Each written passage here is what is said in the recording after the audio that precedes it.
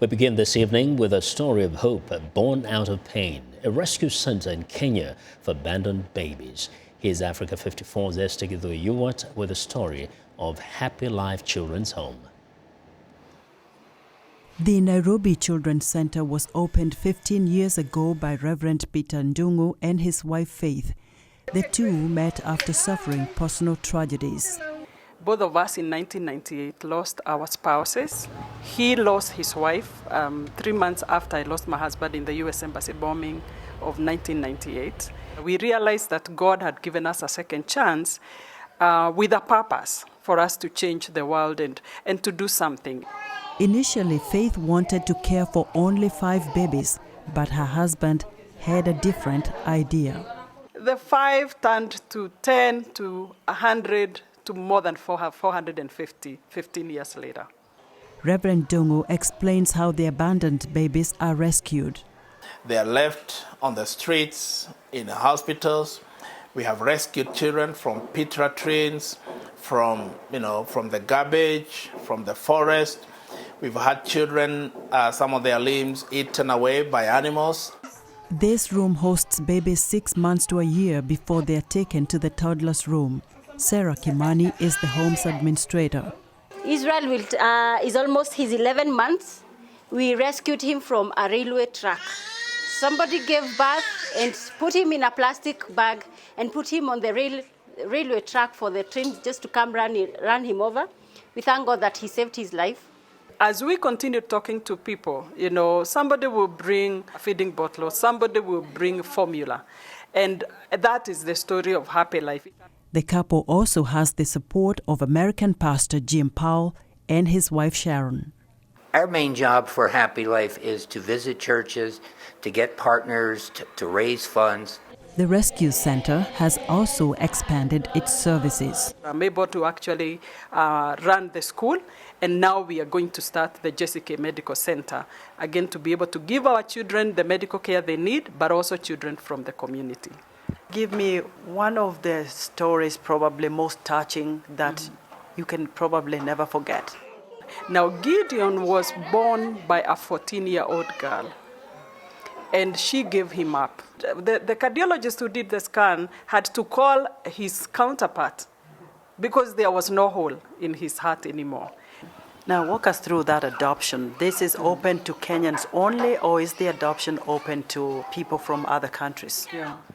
Adoption used to be open to even the international people until 2014. There was a lot of stigma in Kenya about adopting. People would say you bought a child. Over the years, Kenyans have actually come around. This year alone, 2017, we have had 18 adoptions. Reverend Ndung'u tells of a happy ending to twins adopted before the ban took effect.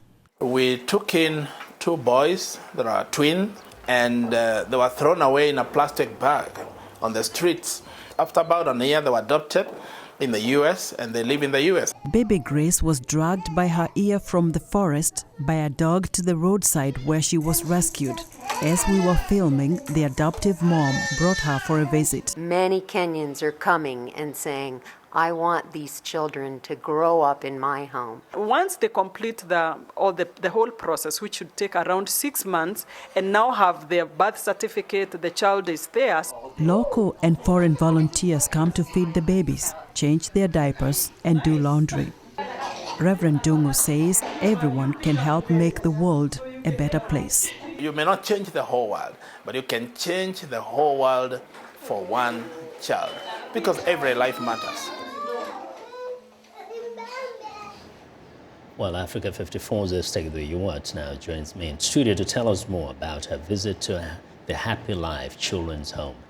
Esther, it's a happy place, yes, but actually there's a lot of pain that lies beneath that, veneer of happiness. How was it that you could even handle this? Let me tell you, I tried to even do a stand-up. I did it 3 times. Yeah. I couldn't hold it. Yeah. As a mother, it touched me a lot to hear some of the stories that we can't even tell on air, because some of them are from teenagers, some are raped, even by family members. So they don't want the shame to have those kids at home. Yeah.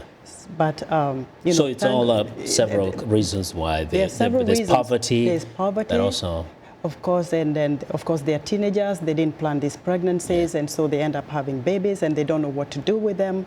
As you saw in the story, some of them have even tried to kill the babies, strangle them, throw them away. You had 3 stories. The twin boys found in a plastic bag that ended up being adopted by Americans before the ban took effect, that now foreigners cannot adopt Kenyan children. And then there was the story of that little girl, Grace, whose mom came to visit. Apparently when we were filming, we were so happy to see her. She doesn't have an earlobe because a dog found this girl in the forest and realized the baby was alive and pulled her by the ear to the roadside, where people rescued this baby and took her to this children's home. And many times over the years when a baby is found, many times people are condemning whoever threw that baby there. Yeah. But here we have to say there are men out there, and some may look prominent, maybe other people's fathers, who are responsible for these children. They rape, and sometimes their own relatives, little girls, right? It's shameful. Yeah. It was heart-wrenching. Yeah. And I have to say I'm very grateful for this children's home and so many other people that are coming to bring in these kids. You find them, you condemn, and you say, oh, who did this? Yeah. What did you do about it? Exactly. And that's why Reverend Ndung'u says all of us have a say in this. We can pick up this kid, take it to a home. We can feed these children. We can take something to a children's home to give them a better life. We can take diapers. We can take some formula. We can take something. There are Kenyan students that I found there from one of the local universities feeding the babies. I found a lady who had come from one of the South American countries. She said, I flew here just to volunteer my time. I don't have much to give, but I can wash, these babies, I can feed them. And those are the stories. But the big question is, how many are there out there that were not rescued? How many out there that are going to die across the country? It's really touching. These are beautiful babies, and it's not their fault that they were born, and it's not their fault that things like this happen to them.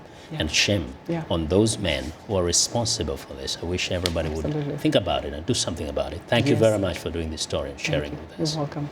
Well, Africa 54's Esther Githui-Ewart.